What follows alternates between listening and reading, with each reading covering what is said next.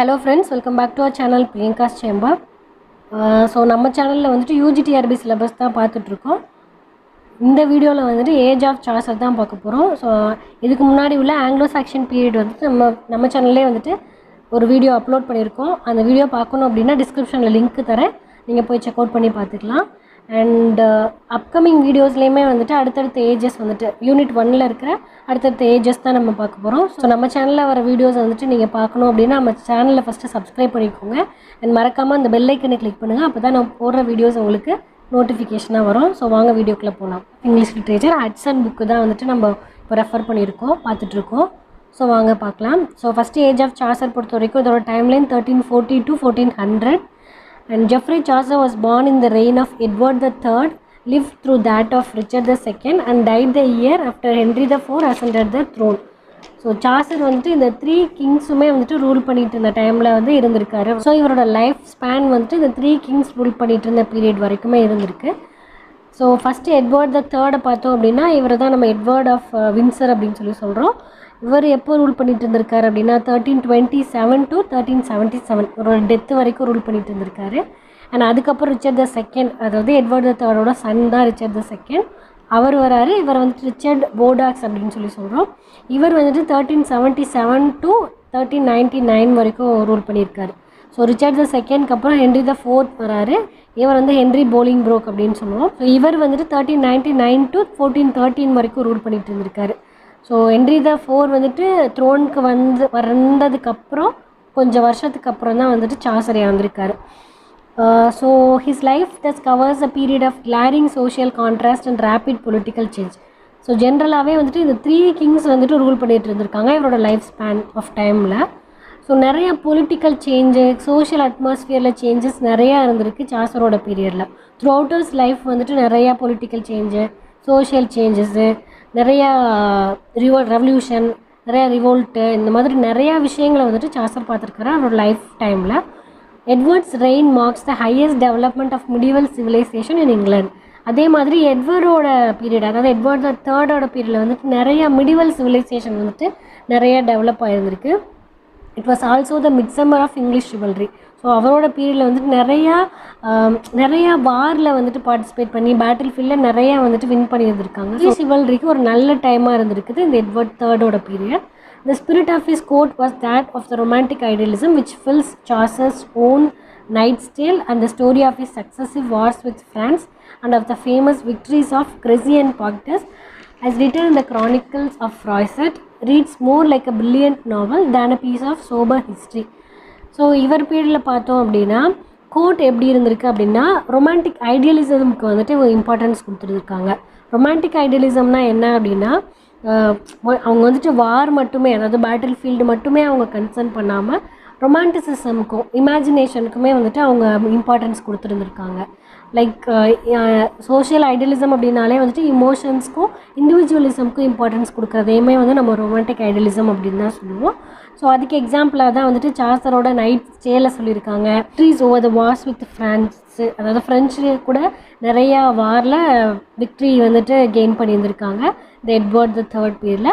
And of the famous victories of Crecy and Poitiers. So இந்த 2 battle of கிரெசி அப்படிங்கிறது எப்போ நடந்திருக்கு அப்படின்னா 26th of August 1346 நடந்திருக்கு நார்தர்ன் ஃப்ரான்ஸில்.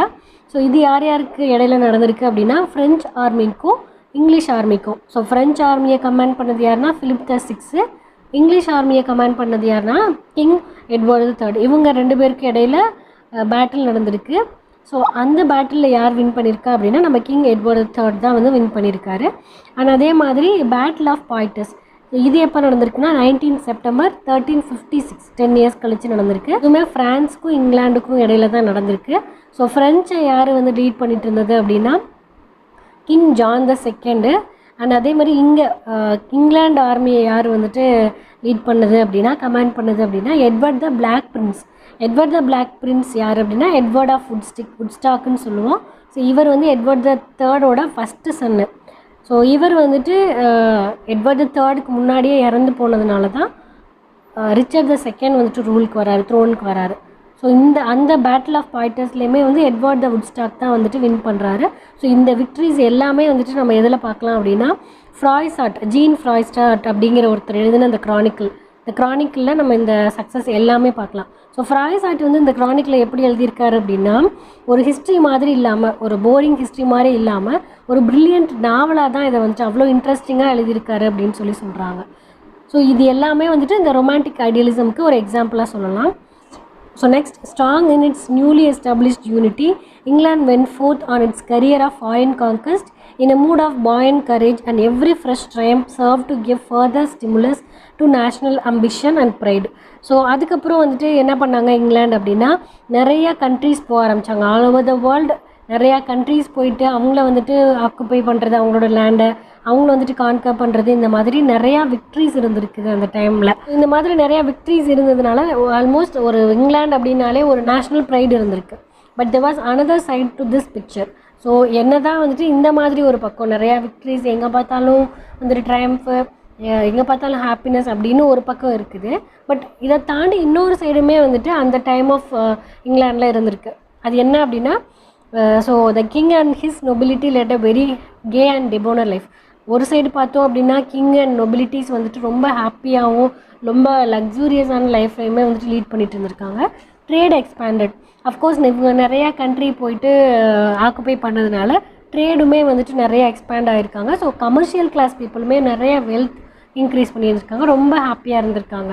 ஸோ ஒரு பக்கம் பார்த்தோன்னா கிங்கு, நொபிலிட்டி, ட்ரேட் பீப்புள் எல்லாருமே ரொம்ப ஹாப்பிலி லக்ஸூரியஸாக இருந்திருக்காங்க. But the masses of people were meanwhile sunk in a condition of deplorable misery. But அந்த அதர் சைடு வந்துட்டு காமன் பீப்புள் வந்துட்டு நிறையாவே சஃபர் ஆகிருந்திருக்காங்க. ஏன் அப்படின்னா, pestilence after pestilence ravaged the land, and then in 1348 to 49 came the awful epidemic called black death, which in a single year swept away more than a third of the entire population, and which reappeared in 1362, 1367 and 1370. So நிறையா disease வந்துட்டு வர ஆரம்பிக்குது. அடுத்தடுத்து டிசீஸாக நிறையா வரதுனால பீப்புள்னால வந்துட்டு handle பண்ண முடியல, சமாளிக்க முடியல.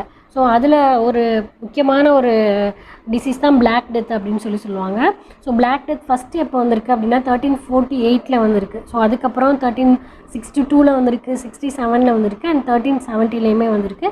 ஸோ நிறையா பாப்புலேஷன் வந்துட்டு நிறையா வந்துட்டு ரூயின் ஆகியிருந்திருக்காங்க.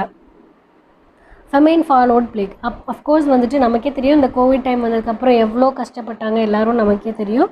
அதே மாதிரி ஒரு பிளேக் வருது, டிசீஸ் வருது அப்படின்னாலே அதுக்கப்புறம் ஃபெமைன் வர ஆரம்பிக்கும், பஞ்சம் வர ஆரம்பிக்கும். அஃப்கோர்ஸ் பஞ்சம் வருது அப்படின்னாலே வந்துட்டு நிறைய தீவ்ஸ் வர ஆரம்பிப்பாங்க. ஸோ மக்களுக்கெல்லாம் வந்துட்டு வேலை இல்லை அப்படிங்கிற பட்சத்தில் திருடி தான் வந்துட்டு அவங்களோட லைஃப்பை லீட் பண்ண பார்ப்பாங்க. ஸோ அதனால் நிறையா வேக்ரன்ஸ் அண்ட் தீவ்ஸ் வந்துட்டு நிறைய மல்டிப்ளை ஆக ஆரம்பிக்கிறாங்க. Tyrannous laws passed to regulate labour only made bad matters worse. So நிறையா லாஸ் வந்துட்டு நிறையா பாஸ் ஆன் பண்ண ஆரம்பிக்கிறாங்க இந்த சுச்சுவேஷன்லாம் வந்துட்டு ஹேண்டில் பண்ணுறதுக்கு கவர்மெண்ட். ஆனால் அந்த லாஸ்மே வந்துட்டு ரொம்ப டைரனஸாக தான் இருந்திருக்கு, ஒரு மாதிரி மக்களுக்கு தகுந்த மாதிரியான லாஸாக இல்லை. ஸோ அது இன்னுமே மக்களோட நிலைமை வந்துட்டு இன்னும் வேர்ஸாக தான் ஆக்குச்சு அப்படின்றாங்க. The French wars, which had given temporary glory to the arms of Edward, were fraught with disastrous consequences for his successors. So Edward டைமில் நிறையா ஃப்ரெஞ்ச் வார் வந்துட்டு இவங்க வின் பண்ணதுனால ஒரு டெம்பரரி க்ளோரி இருந்தாலும் கூட அதுக்கப்புறம் இவங்களோட சக்ஸஸ் எல்லாருமே வந்துட்டு நிறையா டிசாஸ்டர்ஸ் கான்சிக்வன்சஸ் தான் பார்க்க ஆரம்பித்தாங்க. ஸோ ரிச்சர்ட் செகண்ட் பீரியட், அடுத்து ஹென்ரி த ஃபோர்த் பீரியட் எல்லாத்தையுமே தான் சொல்கிறாங்க. Their enormous cost had to be met by heavy burdens of taxation, which were the immediate cause of a general rising of the common folk under Wat Taylor, Jack Straw and the unfrocked priest John Ball. So இந்த மாதிரி மக்களுக்கு ஃபேவரபிளாக எந்த ஒரு லாவும் இல்லை அப்படின்னாலே நிறைய revolts வந்துட்டு கிளம்ப ஆரம்பிக்கும். ரிவோல்ட் வந்துட்டு யாரோட கைடன்ஸ் கீழே இருந்திருக்கு அப்படின்னா Wat Tyler, Jack Straw and ஒரு ப்ரீஸ்ட் ஜான் பால், இவங்க எல்லாரோட கைடன்ஸ் படி நிறையா ரிவோல்ட் அங்கங்கே வந்துட்டு வெடிக்க ஆரம்பிக்குது. Though soon quelled, this was a sign of widespread social unrest. So இந்த ரெவல்யூஷன்ஸ் எல்லாமே, ரிவோல்ட் எல்லாமே வந்துட்டு ரொம்ப சீக்கிரமாக வந்துட்டு முடிஞ்சு போனாலும் கூட இது வந்துட்டு ஒரு சோஷியல் அண்ட்ரஸ்ட் தான், it's a sign of social unrest தான் அப்படின்னு சொல்கிறாங்க. Political troubles also grew apace under Richard's unwise and despotic rule and the constitutional conflicts between the king and his subjects resulted in endless discord and confusion. So அதுக்கப்புறம் ரிச்சர்டோட ரூல்மே எப்படி இருந்திருக்கு அப்படின்னா ரொம்ப unwise and டெஸ்பாட்டிக்காக தான் இருந்திருக்கு. ஒரு மாதிரி டிக்டேட்டர்ஷிப் மாதிரி தான் இவருமே ரூல் பண்ணிட்டு இருந்திருக்காரு. பீப்புளுக்கு ஃபேவரபுளாக இல்லை. ஸோ அதனால நிறைய கான்ஸ்டியூஷனல் கான்ஃப்ளிக்ஸ் வந்திருக்கு between king and the people. கிங்குக்கும் அவரோட சப்ஜெக்ட்ஸ்க்கும் நிறைய கான்ஃப்ளிக்ஸ் வந்திருந்திருக்கு. Temper of the England of Chaucer's closing years was therefore very different from that of the England into which he had been born. So Chaucer பிறந்த டைமில் இருந்த இங்கிலாண்டோட situation வேறு, அவரோட டுவர்ட்ஸ் த எண்ட் இருந்த சுச்சுவேஷன் ரொம்ப டிஃப்ரெண்ட்டாக தான் இருந்திருக்கு. Much of the glamour had gone from life. So நிறைய அந்த ஹாப்பினஸான விஷயங்கள்லாம் இல்லை இப்போது. And men were more conscious of its stern realities. So இந்த ரொமான்டிக் ஐடியலிசம்லாம் ஃபாலோ பண்ணிட்டு இருந்ததெல்லாம் தாண்டி இப்போது மக்கள் வந்துட்டு ஸ்டர்ன் ரியாலிட்டிஸை வந்துட்டு பார்க்க ஆரம்பித்தாங்க. Among the causes which greatly contributed to the increasing evils of Chaucer's age, we must also reckon the corruption of the church. So நிறையா சோஷியல் ஈவில்ஸ் இருந்திருக்கு. பட் அதிலே ரொம்ப இம்பார்ட்டண்ட்டாக நம்ம கன்சர்ன் பண்ண வேண்டியது இந்த கரப்ஷன் ஆஃப் சர்ச்சை தான் சொல்கிறாங்க. ஸோ சர்ச்சில் நிறையா கரப்ஷன் நடந்திருக்கு. Of spiritual zeal and energy very little was now left in the country. So spiritual zeal, interest and energy வந்துட்டு இப்போ சுத்தமாக இல்லை, ரொம்ப கம்மியாக தான் இருந்திருக்கு இங்கிலாண்டில். The greater prelates heaped up wealth. So நிறையா ப்ரிலேட்ஸ் அப்படின்னாலே இந்த சர்ச்சில் வேலை பார்ப்பாங்க இல்லையா, ப்ரீஸ்ட்டு, பாஸ்ட்ரு, இவங்க எல்லாரையும் தான் வந்துட்டு ப்ரிலேட்ஸ்ன்னு சொல்லுவாங்க. இவங்க வந்துட்டு இவங்களோட வெல்த்தை தான் வந்துட்டு இன்க்ரீஸ் பண்ணிக்கிட்டாங்க. And lived in a cordless and worldly way. So இவங்க வந்துட்டு காடுக்கு பயந்துலாம் இல்லாமல், ஒரு ப்ரீஸ்ட்டு அப்படின்னாலே காடுக்கு பயந்து தான் இருக்கணும், பட் அந்த மாதிரிலாம் இல்லாமல் ரொம்ப வேர்ல்ட்லி, ரொம்ப லக்ஸூரியஸாக தான் வந்துட்டு லைஃப்பை லீட் பண்ணாங்க. The rank and file of the clergy were ignorant and careless. The mendicant friars were notorious for their greed and profligacy. அதாவது நிறையா மெண்டிகன் ஃப்ரையர்ஸ்னாலே என்ன அப்படின்னா, அவங்க வந்துட்டு ரொம்ப பாவர்ட்டியான லைஃப்பை லீட் பண்ணுறவங்கள தான் மெண்டிகன் ஃப்ரையர்ஸ்னு சொல்லுவாங்க. இவங்க வந்துட்டு பீப்புளை போய் நேராக பார்த்து காடோட காஸ்பல் அண்ட் அவங்களோட ட்ரிபியூட்டை சொல்கிறது தான் வந்துட்டு இந்த மெண்டிகன் ஃப்ரையர்ஸோட வேலை.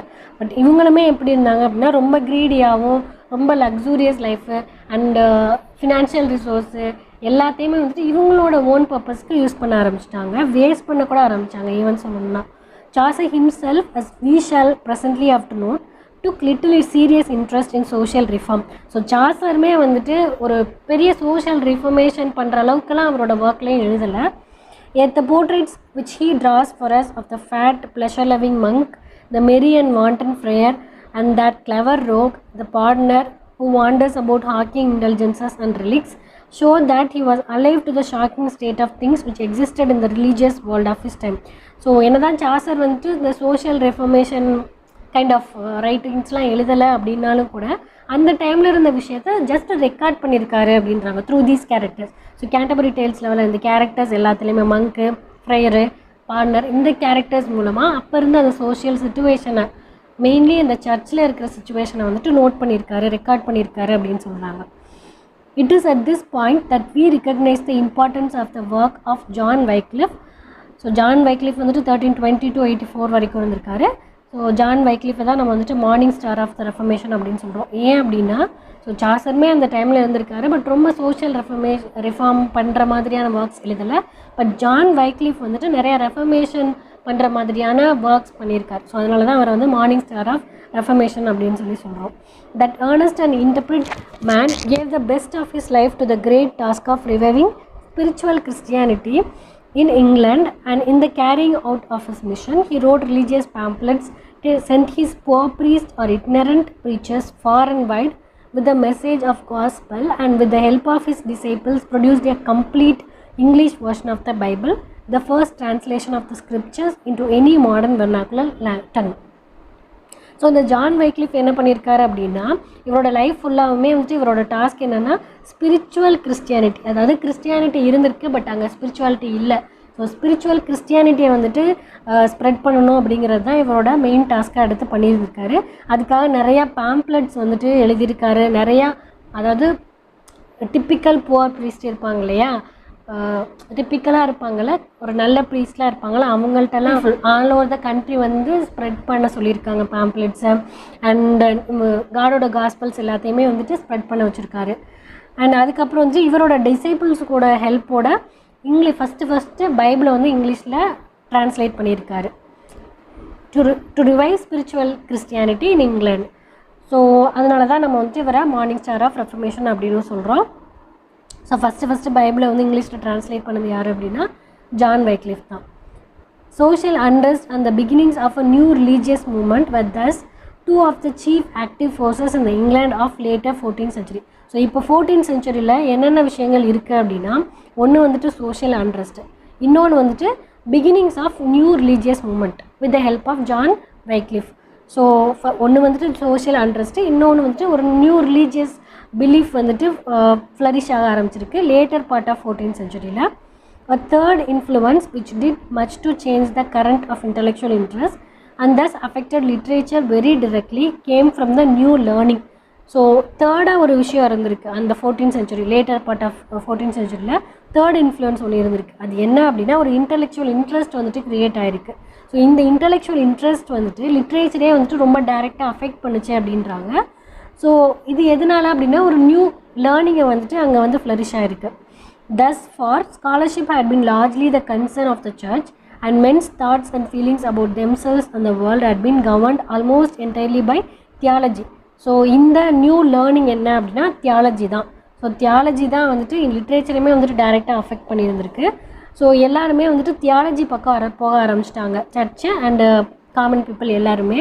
ecclesiastical ideas and medieval habit of mind were still the controlling elements in Chaucer's period. But their sway was now to some extent broken by the influx of a fresh and very different spirit. The later part of 14th centuryல theology வந்துட்டு வந்திருக்கு. அதுக்கப்புறம் ஃபுல்லாகவே இந்த ecclesiastical ideas தான் இருந்திருக்கு. அதாவது காடு இதை பற்றி தான் ஃபுல் அண்ட் ஃபுல் பேசிகிட்டு இருந்திருக்காங்க. கண்ட்ரியே அப்படி தான் இருந்திருக்கு. ஸோ அதுக்கப்புறம் கொஞ்ச நாள் கழித்து என்ன ஆகுது அப்படின்னா ஒரு டிஃப்ரெண்ட் நியூ ஸ்பிரிட் வந்துட்டு உள்ளே வர ஆரம்பிக்குது. அது என்ன அப்படின்னா that spirit had arisen in Italy chiefly from a renewed study of the literature of classical antiquity and from the consequent awakening of enthusiasm not only for the art but also for the moral ideas of Greece and Rome. So அந்த new spirit different spirit என்ன அப்படின்னா தியாலஜிக்கு அகென்ஸ்டாக வந்த ஒரு spirit என்ன அப்படின்னா இந்த இட்டாலியில் வந்த ஒரு ஸ்பிரிட். அதுதான் வந்துட்டு நம்ம இட்டாலியன் ரினைசன்ஸ் அப்படின்னு சொல்லுவோம். ஸோ இது வந்துட்டு ஏர்லி இட்டாலியன் ரினைசன்ஸ்னு நம்ம சொல்லலாம். ஸோ இட்டாலியன் ரினைசான்ஸே எதுக்கு அப்படின்னா இந்த ஆர்ட் ஒர்க்லாம் வந்துட்டு மறுபடியும் கொண்டு வர்றது ரிவைவ் பண்ணது தான் வந்துட்டு ரினைசான்ஸ் அப்படின்னு சொல்லுவோம். ஸோ அது வந்துட்டு ஜஸ்ட்டு வந்துட்டு ஆர்ட்டை மட்டும் வந்து ரிவைவ் பண்ணல, கிரீஸ் அண்ட் ரோம் இவங்களோட மாரல் ஐடியாஸையுமே வந்துட்டு ரிவைவ் பண்ணுச்சு அப்படின்னு சொல்கிறாங்க. An enormous impetus was thus given to intellectual expansion and to men's efforts to liberate themselves from theological trammels. So இந்த இட்டாலியன் ரினைசான்ஸ் வந்ததுக்கப்புறமா ஃபஸ்ட்டு வந்துட்டு ரொமான்டிக் ஐடியலிசம் இருந்துச்சு, அதுக்கப்புறம் தியாலஜி வந்துச்சு. ஸோ தியாலஜிக்கு அப்புறம் இட்டாலியன் ரினைசான்ஸ் வந்துச்சு. ஸோ ஆட்டோமேட்டிக்காக இட்டாலியன் ரினைசான்ஸ் வந்ததுக்கப்புறமா தியாலஜிக்கல் அந்த ட்ராவல்ஸ் அந்த தியாலஜிலே இருந்த பீப்புள் வந்துட்டு கொஞ்சம் அதை விட்டு வெளியே ஆரம்பித்தாங்க. லிட்ரேச்சர் வந்து கொஞ்சம் ஃப்ளரிஷ் ஆக ஆரம்பிச்சிது. The leaders of this great revival were the two celebrated Italian writers Petrarch and Boccaccio. Petrarchோட டைம்லைன் 1304 to 1374 and Boccaccio வந்துட்டு 1313 to 1375. ஸோ இந்த இட்டாலியன் ரெனைசான்ஸ்க்கு ரெண்டு லீடர்ஸ் வந்திருக்காங்க. அவங்க தான் வந்து Petrarch and Boccaccio. And it was through their work in the main that the influence of humanism as a new culture came to be called passed into England. So Italian Renaissance வந்ததுக்கப்புறமா ஒரு influence create ஆகுது. அதை வந்து humanism அப்படின்னு சொல்கிறாங்க. அது வந்து humanism வந்துட்டு இங்கிலாந்துக்குள்ளே வர ஆரம்பிக்குது. Where its effect was soon shown in the quickened sense of beauty, the delight in life and the free secular spirit which began to appear in our literature. So ஹியூமனிசம்னால என்ன எஃபெக்ட் க்ரியேட் ஆச்சு அப்படின்னா ஒரு sense of beauty, the delight in லைஃப்பில் உள்ள அந்த delight, happiness and free secular spirit மறுபடியும் ஒரு இண்டிவிஜுவலிசம் கிரியேட் ஆகுது. ஸோ இது எல்லாமே வந்துட்டு லிட்ரேச்சரில் ரிஃப்ளெக்ட் ஆக ஆரம்பிக்குது just because of the humanism. It is here that we mark the rise of the vast and complex movement which was presently to culminate in the renaissance and of which we shall have much more to say later. So இந்த ரினைசன்ஸில் வந்துட்டு மெயினாக என்ன movement வந்துட்டு flourish ஆச்சு அப்படின்னா இந்த humanism அப்படின்ற ஒரு movement. We shall indeed learn that in England adverse conditions long held this movement in check, and that as in the field of religious activity so in that of intellectual activity this country had to wait till the 16th century before the promises of 14th were fulfilled. So அதுக்கப்புறம் என்ன ஆகுது அப்படின்னா போக வந்துட்டு இங்கிலாண்டில் level of movement இந்த field of religious ஆக்டிவிட்டிலையோ இல்லை intellectual ஆக்டிவிட்டிலையோ பெரிய அளவுக்கு இல்லாமல் இருந்திருக்கு. ஸோ அது வந்துட்டு 16th century வரைக்குமே அப்படி தான் இருந்திருக்கு அப்படின்னு சொல்கிறாங்க. But though of little power as yet, humanism has to be included among the formative influences of the literature of Chaucer's age. So Chaucer's ஏஜில் வந்து அந்த லிட்ரேச்சர் இருந்தது அப்படிங்கிறதுக்கான ஒரு பெரிய இன்ஃப்ளூயன்ஸே வந்து ஹியூமனிசம் தான் அப்படின்னு சொல்கிறாங்க. ஸோ இதுதான் வந்துட்டு அப்போ இருந்த அந்த சுச்சுவேஷன். அடுத்து வந்துட்டு சாசரோட லைஃப் பார்க்கலாம். Chaucer, who is so much the greatest figure in the English literature of the 14th century, that he has thrown all his contemporaries completely into the shade, was born about 1340 in London, where his father did a flourishing business as a merchant vintner. So Geoffrey Chaucer வந்துட்டு greatest literary figure of 14th century நமக்கு எல்லாருமே தெரியும். எந்த அளவுக்கு greatest அப்படின்னா அவங்களோட contemporaries எல்லாருமே வந்துட்டு நம்ம இப்போ பேசுகிறது கிடையாது. சாசர்ஸ் ஏஜில் மெயினாக நம்ம சாசரை மட்டும்தான் பார்க்குறோம். ஸோ அதனால தான் சொல்கிறாங்க சாசரை கிரேட்டஸ்ட் ரைட்டர் அப்படின்னு சொல்லி. ஸோ இவர் எப்போ பிறந்திருக்காருன்னா அரௌண்ட் 1340 பிறந்திருக்காரு லண்டனில். இவரோட ஃபாதர் வந்துட்டு ஒரு வைன் மர்ச்சண்ட்டாக இருந்திருக்காரு. We know practically nothing about his childhood, but it is evident from the wide and varied scholarship which characterizes his writings that he must have enjoyed the advantages of a liberal education. So இவரோட childhood பற்றி நமக்கு நிறைய தெரியல, but இவரோட work writings மூலமாக நம்ம என்ன புரிஞ்சிக்க முடியுது அப்படின்னா இவருக்கு வந்து ஒரு நல்ல எஜுகேஷன் கிடச்சிருந்துருக்கு, இவர் படிச்சிருந்திருக்காரு அப்படிங்கிறத நம்மளால் அண்டர்ஸ்டாண்ட் பண்ணிக்க முடியுது அப்படின்றாங்க. At 17, he received a court appointment as page to the wife of Duke of Clarence, Edward III's third son. So இவரோட 17th ஏஜில் வந்துட்டு Edward the third son Duke of Clarence இவரோட ஒய்ஃபுக்கு வந்துட்டு பேஜாக ஒரு அட்டண்டண்ட்டாக ஒரு மெசஞ்சர் மாதிரி ஒர்க் பண்ணிட்டு இருந்திருக்காரு. இன் 1359 he was with the English army in France, where he was taken prisoner, but he was soon ransomed and returned to England. So அதுக்கப்புறம் 1359 வந்துட்டு நிறைய வார் வந்து நடந்தது இல்லையா, அப்போ வந்துட்டு அந்த டைமில் 1359 வந்துட்டு இங்கிலீஷ் ஆர்மியிலேருந்து ஃபைட் பண்ணிட்டு இருந்திருக்காரு. ஸோ இவரை வந்துட்டு ப்ரிசனராக எடுத்துகிட்டு இருந்திருக்காங்க ஃப்ரான்ஸில். அதுக்கப்புறம் ரேன்சம் பே பண்ணி இவரை இங்கிலாந்துக்கு கூட்டிகிட்டு வந்திருக்காங்க. Sometimes after this he married and became valet of king's chamber. கழிச்சு இவருக்கு வந்து மேரேஜ் நடந்திருக்கு. அதுக்கப்புறம் வந்துட்டு கிங்ஸ் சேம்பரில் வந்துட்டு ஒரு வேலட்டாக ஒரு மேல் அட்டெண்டராக வந்து ஒர்க் பண்ணிட்டு இருந்திருக்காரு. From that time onward he was for many years closely connected with the court. So அதுக்கப்புறத்துலேருந்து நிறையா வருஷத்துக்கு வந்துட்டு இவர் கோர்ட்டோட டைரெக்டாக கனெக்டாக தான் இருந்திருக்காரு, டச்சில் இருந்திருக்காரு. he was often interested with diplomatic missions on the continent, two of them being to Italy. So diplomatic மிஷன்ஸ்க்கு, அதாவது இப்போது கோர்ட் விஷயங்கள்லாம் பேசணும், ரொம்ப கான்ஃபிடென்ஷியலான விஷயங்களை வந்துட்டு சொல்லணும் அப்படின்னா அதுக்கு இவரை ரொம்ப யூஸ் பண்ணிட்டு இருந்திருக்கு. ஸோ அந்தளவுக்கு இவர் வந்துட்டு ட்ரஸ்ட்வர்த்தியாக இருந்திருக்காரு. 2 ட்ரிப்பு வந்துட்டு இட்டாலிக்கு போயிருந்திருக்காரு as a diplomatic person. He was thus brought into direct touch with Italian culture in the days of the early Renaissance and may even have met Petrarch and Boccaccio, to the former of whom he makes pointed reference in the prologue to the Clerk's Tale. மாதிரி இவர் வந்துட்டு ஒரு diplomatic பர்சனாக இட்டாலிக்கு போனதுனால நிறைய Italian cultures வந்துட்டு அவர் நேரடியாக போய் பார்த்துருந்துருக்காரு during the period of early ரினைசன்ஸில். அண்ட் ஈவன் இவர் வந்து பெட்ரார்க் அண்ட் பொக்காஷியோவை கூட மீட் பண்ணியிருந்திருக்கலாம் அப்படின்னு சொல்கிறாங்க. And former of whom he makes pointed reference இந்த prologue to Clerk's Tale. So Petrarch பற்றி ஒரு ரெஃபரன்ஸ் கூட இவர் வந்து இந்த கிளர்க்ஸ் டேலில் மென்ஷன் பண்ணியிருக்காரு அப்படின்றாங்க. மேபி அதனால இவங்க வந்து பெட்ரார்க் அண்ட் பொக்காஷியோ வந்து சாசர் மீட் பண்ணியிருந்துருக்கலாம் அப்படின்னு சொல்கிறாங்க. During these years he received many marks of royal favor and for a time sat in parliament as knight of the shire of Kent. So இந்த டைமில் வந்துட்டு இவர் ராயல் ஃபேவரை நிறையா வந்து கெயின் பண்ணிட்டு இருந்திருக்காரு. அதாவது கிங்குக்கு ரொம்ப ஃபேவரபுளாக இருந்திருக்காரு, கிங்குமே வந்துட்டு இவருக்கு ரொம்ப ஃபேவரபுளாக இருந்திருக்காங்க. And for a time sat in parliament. So பார்லிமெண்ட்லேயுமே வந்துட்டு for a short period of time இருந்திருக்காரு. The overthrow of the Lancastrian party and the banishment of his special patron John of Gaunt, he fell on evil days and with approaching age felt the actual pinch of poverty. இவரோட special patron வந்துட்டு John of Gaunt. So John of காண்டோட ஒய்ஃபோட சிஸ்டரை தான் இவர் marriage பண்ணியிருக்காரோ something. So அதனால் வந்துட்டு இவரோட ஸ்பெஷல் பேட்ரன் வந்துட்டு ஜான் ஆஃப் காண்ட். அவர் வந்துட்டு ரூலிங்கில் இருக்கும்போது இவர் வந்துட்டு ஓவர் த்ரோ பண்ணதுக்கப்புறமா இவருக்கு வந்துட்டு கொஞ்சம் ஃபினான்ஷியலாக சஃபராக இருந்திருக்காரு. Fortunately, on the accession of John of Gaunt's son, Henry IV, things mended with him and the grant of a royal pension at once placed him beyond want and anxiety. So அதுக்கப்புறம் என்னாச்சு அப்படின்னா luckily John of காண்டோட son Henry the fourth தான் வந்துட்டு த்ரோனுக்கு வராரு. So John of Gantt வந்துட்டு இவருக்கு பேட்ரனாக இருக்கிறதுனால கண்டிப்பாக அவர் சாசருக்கு வந்துட்டு ஃபேவரபுளாக தான் இருந்திருப்பார். ஹென்ரி த ஃபோர் அவர் வந்ததுக்கப்புறமா இவருக்கு வந்துட்டு ஒரு ராயல் பென்ஷன் வந்துட்டு கொடுத்துருக்காங்க. ஸோ அது வந்துட்டு அந்த பென்ஷன் வந்துட்டு இவருக்கு மோர் தென் இனஃபாகவே இருந்திருக்கு. At Christmas 1399, he took a long lease of a house at Westminster, which suggests that he still looked forward to many years of life. So 1399 December டைமில் கிறிஸ்மஸ் டைமில் வந்துட்டு ஒரு வெஸ்ட்மினிஸ்டரில் ஒரு ஹவுஸை வந்துட்டு லீஸ்க்கு எடுத்திருக்காரு. ஸோ இதை எதை ரிவீல் பண்ணுதுன்னு சொல்கிறாங்கன்னா, மேபி இவர் இன்னும் நிறையா வருஷம் நம்ம இருப்போம் அப்படின்ற மாதிரி இவர் நினச்சிட்டு இந்த ஹவுஸ் வந்துட்டு லீஸ்க்கு எடுத்திருக்காரு.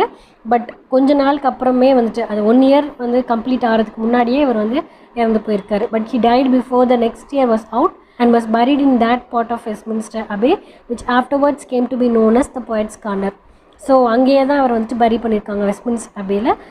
ஸோ அதுக்கப்புறமா இவரை பரி பண்ணதுக்கப்புறமா தான் வந்துட்டு அந்த பிளேஸையே போயட்ஸ் கார்னர் அப்படின்னு சொல்லி வச்சுட்டாங்க. In studying Chaucer's work, it is important to remember that his education as a poet was twofold. So சாசரோட ஒர்க்கை வந்துட்டு நம்ம படித்தோம் அப்படின்னா இவரை வந்துட்டு ஒரு டூஃபோல்டாக அஸ் அ ரைட்டராக இவரை வந்துட்டு டூஃபோல்டாக நம்ம வந்துட்டு அதில் 2 ஆஸ்பெக்டாக பார்க்கலாம் அப்படின்னு சொல்கிறாங்க. Part of it came from literature. ஒன்று வந்துட்டு லிட்ரேச்சர் ஒரு லிட்ரரி பர்சனாக பார்க்கலாம். But part of it came from life. இன்னொன்று வந்துட்டு இவரோட லைஃப், இவர் ஒரு பர்சனாக, ஒன்று வந்துட்டு லிட்ரரி பர்சனாக லிட்ரரி ஃபிகராக, இன்னொன்று வந்துட்டு ஆஸ் அ இண்டிவிஜுவல் பர்சனாகவே இவர் ரொம்ப இம்பார்ட்டண்ட்டான பர்சன் அப்படின்றாங்க. ஏன் அப்படின்னா he was a thorough student and in one of his autobiographical passages in the House of Fame he tells us how after a long day over his accounts he would go home at night and there pour over his beloved volumes till he was completely dazed. So இவர் as a ஸ்டூடெண்ட்டாக வந்துட்டு என்ன சொல்லியிருக்காரு, இவரோட autobiographical work இந்த house of fame அப்படிங்கிற ஒர்க்கில் என்ன சொல்லியிருக்காரு அப்படின்னா நிறைய படிச்சிருக்காரு. அதாவது ரொம்ப ஃபெட்டப் ஆகிற வரைக்கும், ரொம்ப டயர்டாகிற வரைக்கும் படிச்சுட்டு விகரஸாக இருந்திருக்காரு அப்படின்றாங்க. But he was not a mere book man nor was he in the least a visionary. So இவர் என்ன தான் வந்துட்டு பயங்கரமாக ரொம்ப விகரஸான ரீடராக, அதாவது நிறையா ரீட் பண்ணியிருந்தாலும் இவர் நாட் மியர்லே புக் மேன் அப்படிங்கிறார். ஒரு புக் மேன் மட்டும் இவர் கிடையாது, அதே மாதிரி நிறையா விஷனரி மட்டும் கிடையாது, ரொம்ப இமேஜினேட்டிவும் கிடையாது, ரொம்ப புக்கிஷும் கிடையாது அப்படின்னு சொல்கிறாங்க சாசரை. Like Shakespeare and Milton, he was on the contrary a man of the world and of affairs. So Shakespeare and Milton மாதிரி இவருமே வந்துட்டு man of the world and affairs, ஹிஷாவும் இருந்திருக்காரு, இமேஜினேட்டிவாகவும் இருந்திருக்காரு அப்படின்றாங்க. He had travelled much, he had seen life, his business at home and abroad brought him into intimate relations with people of all sorts. So இவர் வந்துட்டு நிறையா travel பண்ணதுனால நிறையா பீப்புளை பார்த்துருக்காங்க, நிறையா பீப்புளோட லைஃப்பை பார்த்துருக்காங்க. ஸோ இந்த எக்ஸ்பீரியன்ஸ் எல்லாமே வந்துட்டு இவரோட லிட்ரேச்சருக்கு, இவரோட ரைட்டிங்ஸ்க்கு வந்துட்டு நிறையா ஹெல்ப்ஃபுல்லாக இருந்திருக்கு அப்படின்னு சொல்ல வராங்க. ஸோ இங்கிலாண்ட்லேயும் சரி அப்ராட்லேயும் சரி நிறைய எக்ஸ்பீரியன்ஸஸை வந்து இவர் வந்து gain பண்ணியிருந்திருக்காரு. And with his quick insight into character and his keen eye for everything dramatic and picturesque and humorous, he was precisely the kind of poet to profit by such varied experiences. So இவருக்கு வந்துட்டு ஒரு inside, ஒரு quick inside இருந்திருக்கு, எதை பார்த்தாலும் டக்குன்னு invite பண்ணிக்குவார். அதே மாதிரி ரொம்ப எல்லாத்தையும் ட்ராமாட்டிக்காகவும் பிக்சரஸ்க்காகவும் இருந்திருக்காரு, ஹியூமரஸாகவும் இருந்திருக்காரு. ஸோ அதனாலேயே வந்துட்டு இவருக்கு நிறையா எக்ஸ்பீரியன்ஸ் கிடச்சிருக்கு. இது எல்லாத்தையுமே இவரோட ரைட்டிங்ஸ்க்கு யூஸ் பண்ணிட்டு இருந்திருக்காரு. There is much that is purely bookish in his writings, but in the best of them we are always aware that he is not merely drawing upon what he has read, but that his genius is being fed by his wide and deep knowledge of life itself.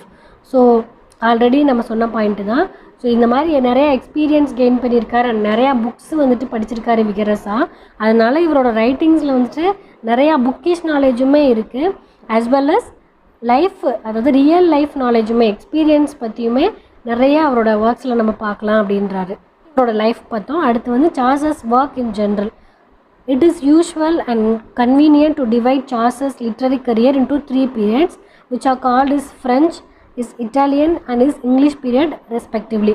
So இவரோட literary கரியரை வந்துட்டு 3 periodsஆக divide பண்ணலாம் அப்படிங்கிறாங்க.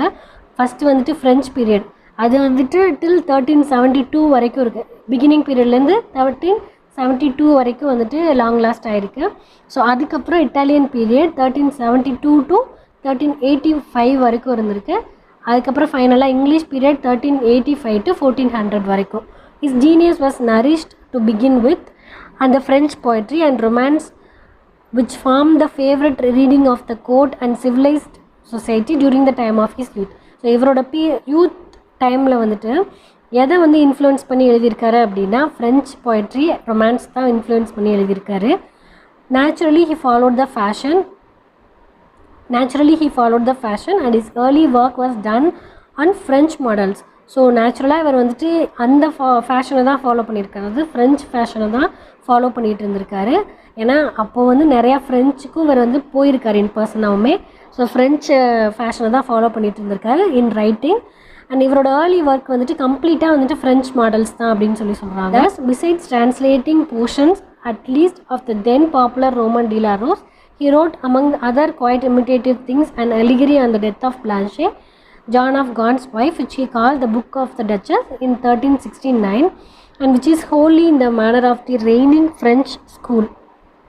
So இவர் வந்துட்டு அப்படி தான் வந்துட்டு இந்த ரோமன் de la Roseஐ வந்துட்டு இமிட்டேட் பண்ணி தான் book of duchess 1369 book of டச்சஸும் எழுதியிருக்காரு. ஸோ புக் ஆஃப் டச்சஸ் வந்துட்டு ஜான் ஆஃப் காண்டோட அவங்க ஒய்ஃபோட டெத்துக்கு எழுதின ஒரு ஒர்க்கு தான் புக் ஆஃப் டச்சஸ். ஸோ இது வந்துட்டு இந்த ரோமன் de la Rose அப்படின்ற அந்த ஃப்ரெஞ்ச் ஒர்க்கை இமிட்டேட் பண்ணி தான் எழுதியிருக்காரு அப்படின்னு சொல்கிறாங்க. ஸோ என்ன ரீசன்னா ஃப்ரெஞ்சு அந்த ஸ்கூலில் தான் வந்துட்டு இவர் ஃபுல் அண்ட் ஃபுல் வந்து இமிட்டேட் பண்ணியிருக்காரு அப்படின்னு சொல்கிறாங்க. Then almost certainly as a direct result of his visits to Italy, French influences disappear and Italian influences take their place. So அதுக்கப்புறம் என்ன ஆகுது, 1372க்கு அப்புறம் என்ன ஆகுது அப்படின்னா இவர் நிறையா டைம் இட்டாலி போய் விசிட் பண்ணதுனால இவருக்கு வந்து இந்த இட்டாலியன் இன்ஃப்ளூயன்ஸ் வந்துட்டு நிறையா வர ஆரம்பிக்குது. ஸோ ஃப்ரெஞ்ச் இன்ஃப்ளூயன்ஸ் வந்துட்டு டிஸப்பியர் ஆகுது and Italian influences take their place.